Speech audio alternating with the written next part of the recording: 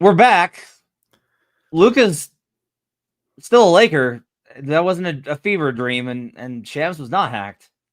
We will talk about the fallout from that, what that means for the Nuggets. We'll get into De'Aaron Fox heading to the San Antonio Spurs, the team with Victor Wembanyama. Zach LaVine going to the Kings. We're going to talk about the possibility of an arms race. We're going to talk about the complications of the CBA and the apron and all of that. Plus, we're going to ask the simple question of, does Denver have to make a move to keep up? All that and more on Locked On Nuggets.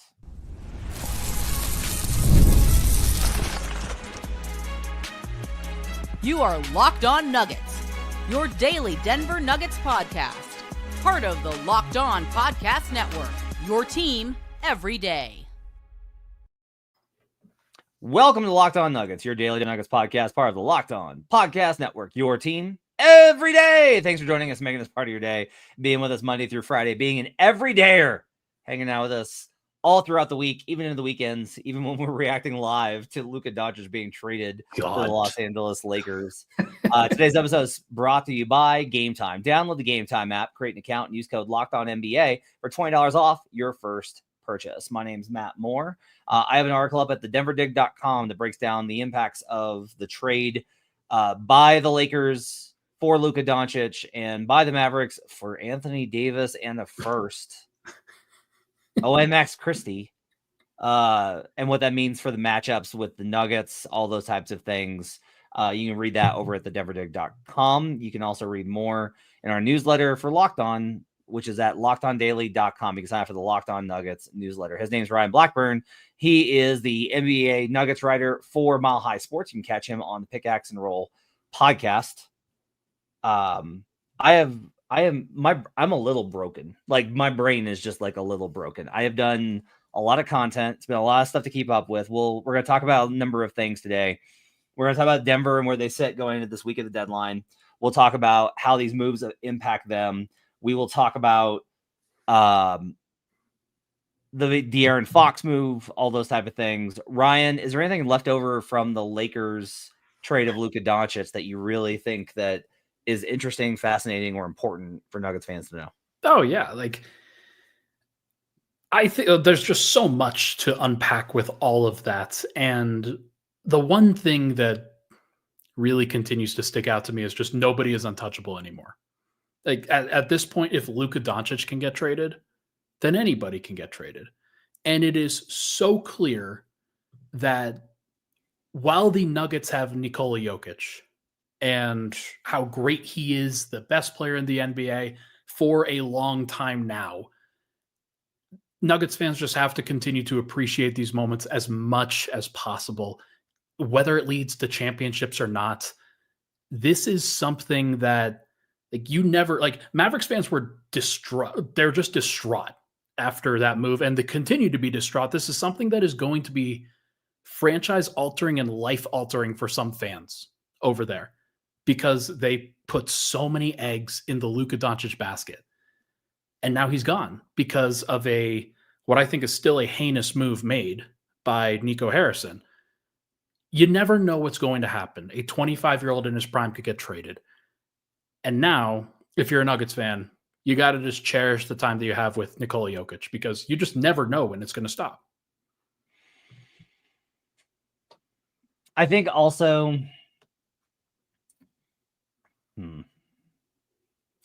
I think you should probably take some time to think about if you are a Nikola Jokic fan or if you're a Denver Nuggets fan. And if you're joining us from overseas, I think for sure that's different, right? Like, if you're Serbian, it's totally fine. I think it's totally fine. But like, lots of Slovenian folks that were Mavs fan for life are now Laker Nation, and that's okay. But like, it's not real. And to me, I think teams have relationships with their communities and their cities and the fans, and like, these things kind of grow. And one of the cool things is being a fan over decades, right? Of being a fan of a team over a long span. And I say this as somebody that was like, I was a Hornets fan with Alonzo Mourning, and then I was a Heat fan with Alonzo Mourning because he was my favorite player. But at the same time, like, I do think there's value in growing into loving a team and loving it genuinely, and understanding that players are going to come and players are going to go. Now, I do think that from the Mavericks fans' perspective, it's doubly cruel because it's one thing if Luka didn't asked out, because there's a sense of closure there where it's like, he didn't want me. Yeah. Like, Melo is always going to maintain that the Nuggets were rebuilding. I've still never found any evidence of that. But at the end of the day, like, Melo did want to go to New York. Like, that's a choice that he made. Yeah.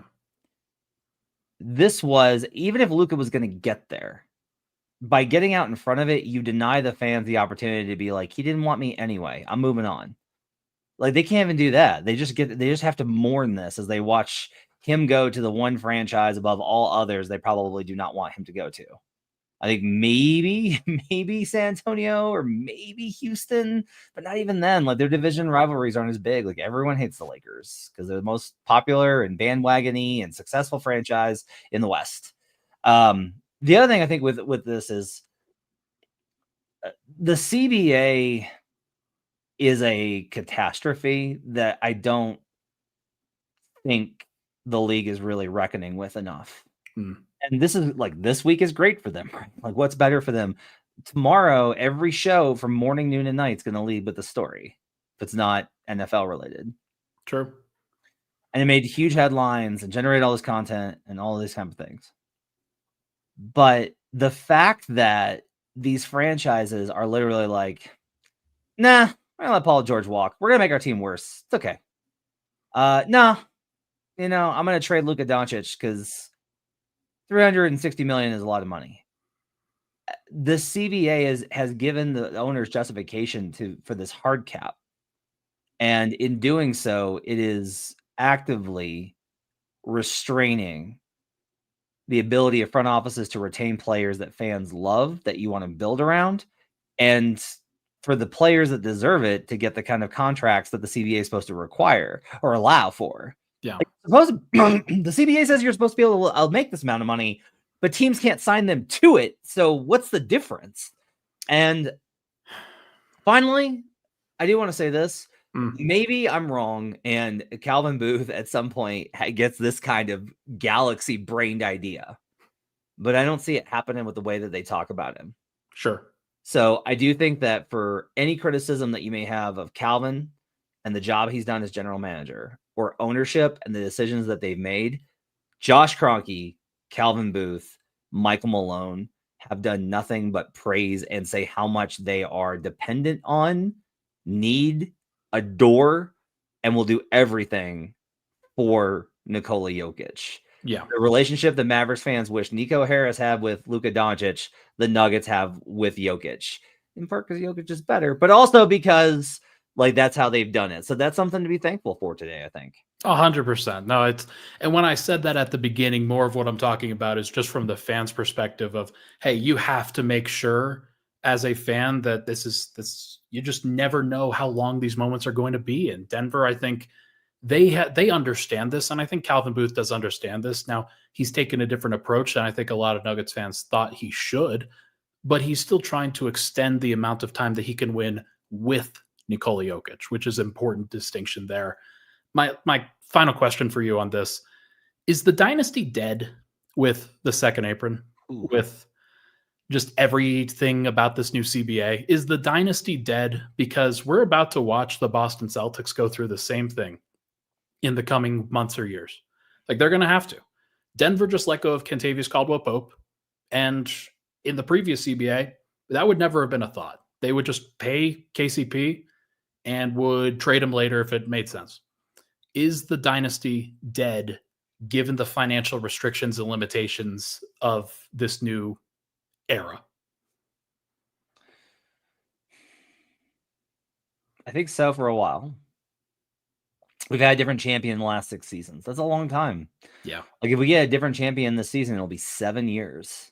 And Silver wants this. 7, and I think you should, because I think it's awesome. Because I think it's better when everybody feels like they can compete. Like, that's the upside here, is everybody feels like they can compete. Now the question is going to be, do the Lakers go out and do they add Giannis Antetokounmpo this summer? Do the Lakers go out and do they add Joel Embiid this summer? Do the Lakers?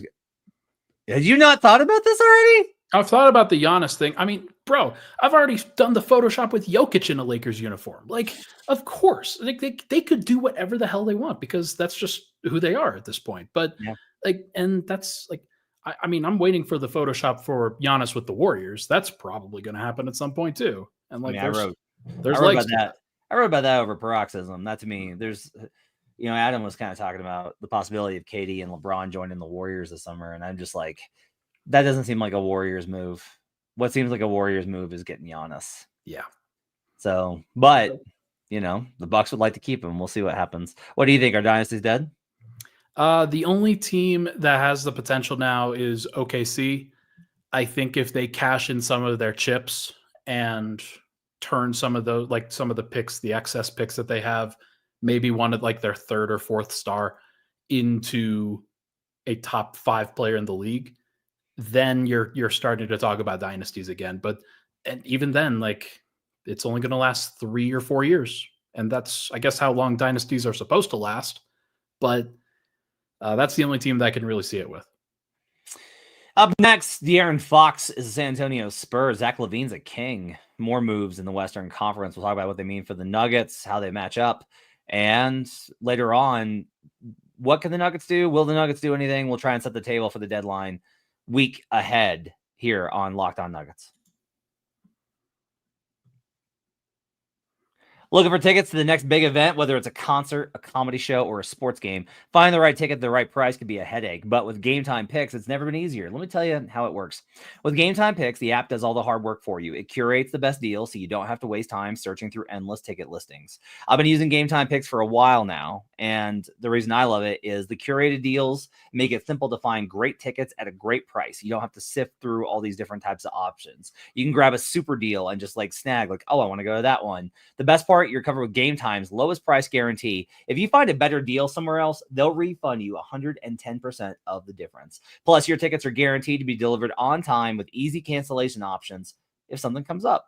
Take the guesswork out of buying tickets with Gametime. Download the Gametime app, create an account, and use code LOCKEDONNBA for $20 off your first purchase. Terms apply. Again, create an account and redeem code LOCKEDONNBA for $20 off. Download Gametime today. Last minute tickets, lowest price, guaranteed. We'll be right back on Locked On Nuggets. Back here on Locked On Nuggets. Thanks for joining us and making this part of your day. As a little bit of a preview, Sil says, get someone who could help Jokic on the court. Yeah, I don't think that's what the team's going to do, bud. All right. Let's talk about this San Antonio deal, though. So the Spurs get their man. I had heard, God, I'm trying to think of the first time I heard it. I think Sunday. I think last Sunday was the first time that I heard 3 picks. That was the first time that I heard it was going to be 3 picks. Wow. And I couldn't get it nailed down. I couldn't get anybody to confirm that, so I couldn't report it. But I heard it was going to be 3 picks. One of them's a fake. It's a fake pick, but Sure. It'll turn into 2 seconds, and that's still pretty valuable. You can dump Reggie Jackson with that. And so the Kings, I think, did pretty well here in terms of they didn't want to go backwards. They didn't want to rebuild. So they get LaVine, who's a discount player that's he's not exactly Fox, but he's I think he's a little bit on Fox's tier. Yeah. He's a guy that can go for 40 on any given night with a versatile offensive game and is explosive in that regard. Now, defensively, they fall off by a huge margin, but to be quite honest, the Kings haven't been really good defensively anyway, and it's hard to be good defensively with Sabonis. The Spurs, I don't know that it's oh man, Fox is perfect, and it creates this synergy where it's this is going to be elite. It's more of just look, he's a really, really, really good player. He is fast as hell. He's learned to be a top level shooter at times. He has these stretches where he's 40% from 3, and then he dips back down to 36, and then it's back up to 40. Fox, if he hits his absolute stride, if he has one of those seasons, he's going to be all NBA level. Right. Wemby running DHOs with him is going to be a nightmare. Them running pick and rolls. I've never really seen De'Aaron play with a lob big like this.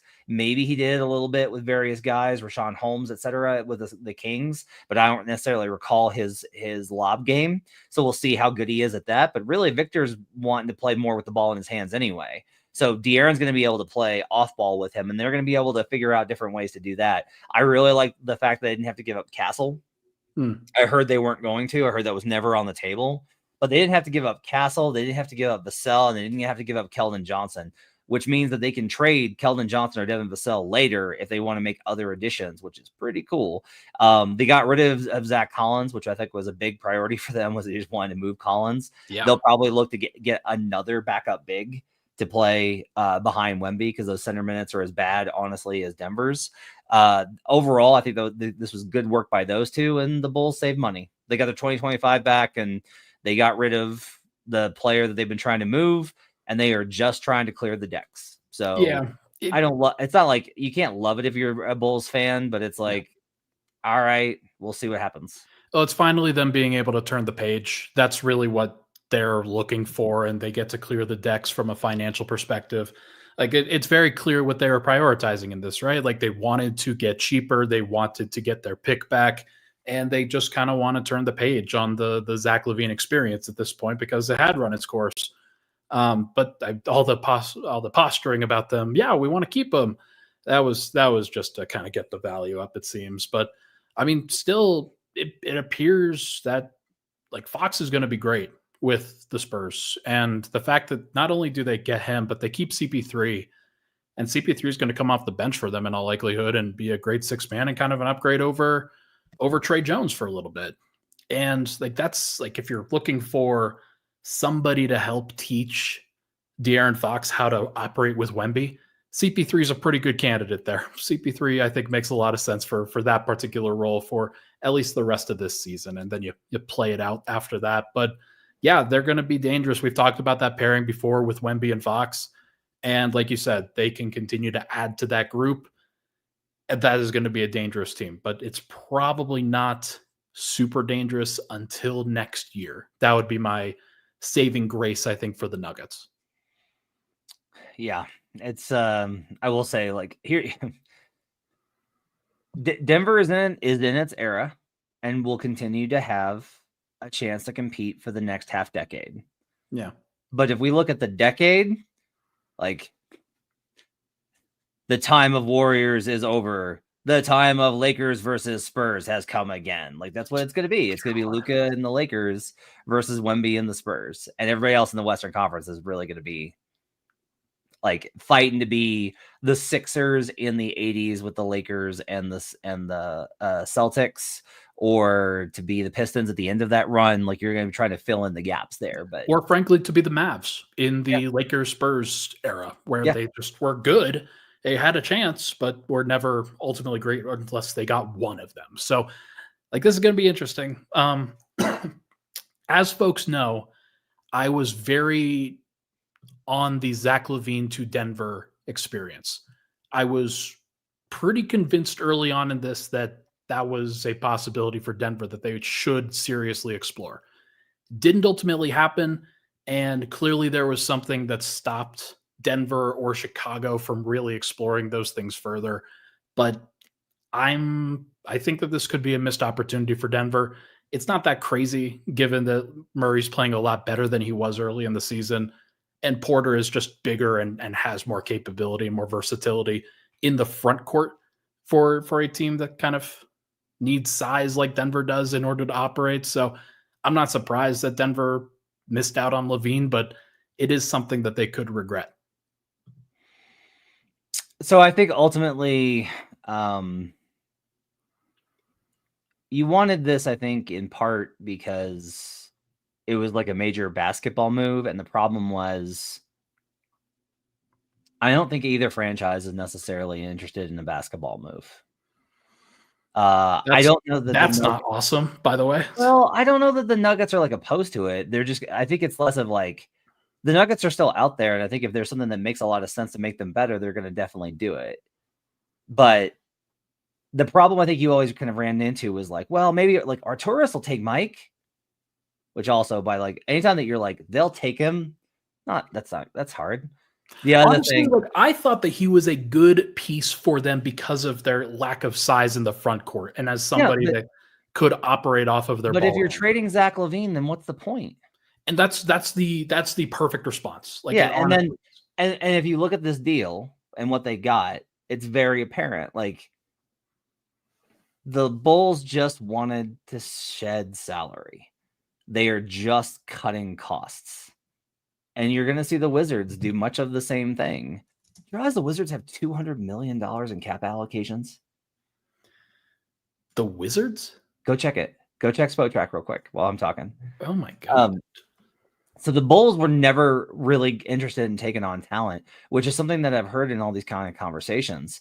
Like the Warriors are interested in doing a deal for Vucevic, but they can't get anything to go because when they're like, well, we'll give you Wiggins, the Bulls are like, no. Like this is why the Jimmy Butler 4-way trade with the Suns and the Bulls and the Bucks and the Heat fell apart, is because the Bulls and Heat were both like, we're not taking any money back. Everybody is just like, we're just not taking any money back. You find it? Yeah, I did. It's $200 million in cap allocations. Now, part of that is the cap holds that they have, but and some of those are like some of those are like on Jan Mahimi and Kendrick Nunn and guys like that they just haven't renounced yet. But yeah, that is their active number is still pretty high too. Yeah, no, it's way too high because Jordan Poole makes a lot of money and Kyle Kuzma makes a lot of money and Malcolm Brogdon makes a lot of money. And you're telling the secret thing about it is like they've got so many guys making $5 million as opposed to Denver, who has a whole bunch of guys under $5 million, kind of in that $1 to $5 million range, which honestly credit to Calvin and the Nuggets for being able to kind of finagle that with the rookie contracts. That was one of the reasons they wanted to give guys rookie deals instead of veteran deals, which are just pricier in nature. So, I don't know, I guess like, yeah. So I think, kind of at the end of it, Chicago was never going to take Mike. Yeah. You have to find a team that is actively like, we think Michael Porter Jr. is not the missing piece, but he makes us better and we're willing to pay the money for it. And right now the league is made up of contenders desperately trying to add major pieces with no flexibility and everyone else just trying to dump money. What is the list of teams that could actually consider Mike to be the last piece that they need? Like, and I don't want to like go too deep into this, but it has to be like 2 or 3 teams, maybe. Like it would be hard to kind of find a team for me. I don't think he can play with Golden State. I just don't think he can keep up. The Golden State guys think differently. Like they're media guys. They like it. I don't know. That worries me. No, it's like, again, I think Mike can be really successful. Here's a good example. Kelly Oubre was horrific there. Horrible. Kelly's perfectly serviceable in Philadelphia. He's a good starter for them. Like he gives them good minutes. The Bucks make a lot of sense to me. If you have Giannis and you have Porter, that's a great combo. Yeah. That is a great combo. You could play small with them at the 4-5. You could play big with them at the 3-4 and probably be just fine either way. So, yeah, that's kind of how I feel about that. Final segment up next. Let's talk about Denver. Okay. And we'll have a conversation about what we're expecting from Denver this week. And we will jinx ourselves into the Nuggets making a big move. We'll talk about that next here on Locked On Nuggets. Basketball season's heating up, and there's no better way to get in on the action than with PrizePicks, the best place for daily fantasy sports. With over 10 million members and billions in awarded winnings, PrizePicks makes it easy and fun to turn your sports knowledge into real money. Here's how it works. You just pick more or less on at least 2 player projections, and if you're right, you can win up to 1,000 times your cash. If you're looking at the board and you're trying to figure out what to kind of go on, how about the fact that the Pelicans allow the second most points in the paint per 100 possessions this season, and they're facing the Denver Nuggets, who are one of the best paint scoring teams in the league. So either you want to go Jokic points or Gordon points or Russ points or any of these guys, maybe Christian Brown points. Yeah. Those are all ways to go more on those selections. Check out the promos tab to tail any of the super sweet Millie winners big game lineups. If you tail a lineup that goes 3 for 3, you can win a split of $1 million in promo funds. Download the app today and use code LOCKEDONNBA to get $50 instantly after you play your first $5 lineup. That's code LOCKEDONNBA for $50 instantly after you play your first $5 lineup. PrizePicks. Run your game. We'll be right back on Locked On Nuggets.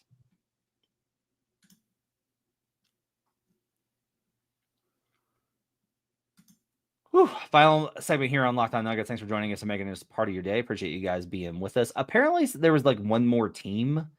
There's a Sports Illustrated article. There was one other team that Luka was offered to prior to the Lakers. That's conflicting because I've heard that it was just LA, but who said no? Yeah, can you rule out anything like at this point? But you're right. Like, was it the Spurs and asking for Victor Wembanyama? Like, maybe that was it. Was it the Nuggets and asking for Nikola Jokic? I don't know, but like that would be the only two teams that I would expect at that point. But very interesting to say the least. All right. So what are the Nuggets going to do this week?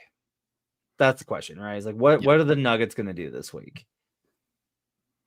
Everyone would like them to trade for a player. Everyone would like them to trade for an upgrade. Everyone would like to trade them for, you are thirsty. You've been thirsty for months. Last year I said the same thing, and they ran out of healthy bodies that they could trust and play.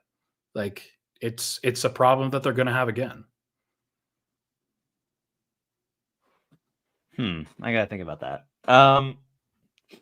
I don't think that if they traded for one more guy that doesn't make. I'm gonna call you on that. You trade for one player last year, that doesn't save them. No, it probably doesn't at that point. But like, do they give up a 20-point lead in Game 7 if they could go to a different ball handler other than Reggie Jackson, for example? Probably. I don't think it's a ball handler only.